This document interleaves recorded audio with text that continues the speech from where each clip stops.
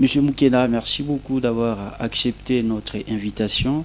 Les élèves du lycée Louboucha ont marché jeudi 7 juillet pour exiger le renvoi des Chinois qui mènent des activités minières aux alentours de leur concession. Ils disent être exposés à des explosifs et à des séquences des poussières et cela va jusqu'à détériorer leur qualité de vie. Et qu'est-ce qui doit être fait pour que ces filles soient finalement rétablies dans leurs droits? C'est pour nous une opportunité de lever la voix et de dénoncer ce qui ne marchait pas.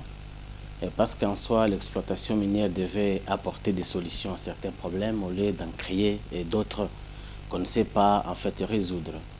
Et ces élèves ont raison, c'est quelque chose que nous avions lequel nous avions alerté nous en tant que société civile. Nous avions dénoncé en fait les impacts négatifs de cette exploitation bien avant. Et quand les autorités accordaient des titres à toutes ces entreprises qui sont autour du lycée, le Boucha, nous avions déjà exprimé nos craintes, nos inquiétudes sur les impacts. Notamment, ces entreprises utilisent des explosifs, ce qui provoque des vibrations, qui provoquent des fissures sur le bâtiment, qui dégagent des poussières énormes qui dérangent en fait les conditions de vie. Donc l'environnement n'est plus sain dans ce cadre, dans ces milieux, et ce sont des enfants qui sont exposés parce qu'ils ont droit à un environnement sain, en même temps droit à la santé et à l'éducation. Je pense que les autorités doivent revenir à la raison, essayer d'examiner, parce que le problème qui est là, c'est de savoir que prévoient les études d'impact environnemental de toutes ces entreprises qui évoluent dans cet environnement.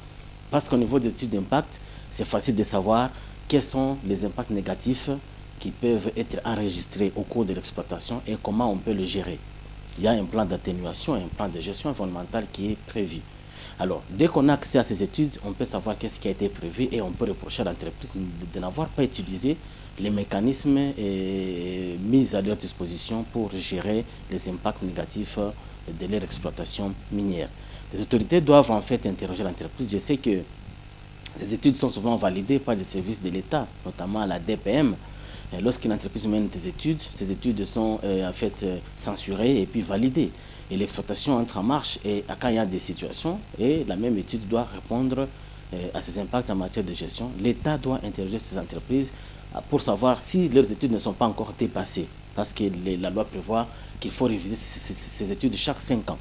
Parce que durant l'exploitation, on peut enregistrer en fait des nouvelles situations qui nécessitent de réviser l'étude, soit l'entreprise ajoute d'autres activités qui n'étaient pas prévues auparavant et qui nécessitent la révision de l'étude afin qu'on puisse minimiser les impacts négatifs sur la biodiversité. Je pense que l'État doit interroger l'étude d'impact plutôt les études de toutes les entreprises qui évoluent dans cet environnement pour voir si ces études ne sont pas encore dépassées et qui prévoient ces études en matière de gestion de ces impacts. Si les études prévoient des mécanismes efficaces mais qui n'ont pas été activés pendant l'exploitation, je pense que l'entreprise doit répondre de cette responsabilité. L'exploitation minière autour du lycée Louboucha est un vieux débat. Est-ce que vous pensez qu'il faut finalement délocaliser cette institution scolaire pour laisser l'exploitation minière s'y poursuivre? En fait, il faut dire, personnellement, en tant qu'acteur de la société civile, c'est quelque chose qu'il fallait discuter bien avant les débuts de l'exploitation. Je parlais bientôt là des études d'impact environnemental. Ces études peuvent dire que les activités minières vont impacter X, Y communautés et avant même les débuts, il faut délocaliser si on pense que ces communautés seraient permanemment exposées aux impacts négatifs. Déjà au début, on délocalise et on relocalise cette communauté. À ce moment-là, la communauté va vivre à l'abri de ces impacts négatifs. Maintenant que l'autorisation d'exploitation a déjà été accordée avec cette entreprise, et maintenant on a déjà des impacts. Qu'est-ce qu'il faut faire? Là, il faut voir. Est-ce que c'est nécessaire? Parce que ça demande une étude. Ça demande une étude de voir est-ce que c'est un accident qui peut être géré ou bien c'est vraiment une situation permanente dont la solution nécessite la délocalisation. Soit, pas seulement des communautés. La délocalisation peut concerner l'unité d'exploitation, ça peut également concerner les communautés.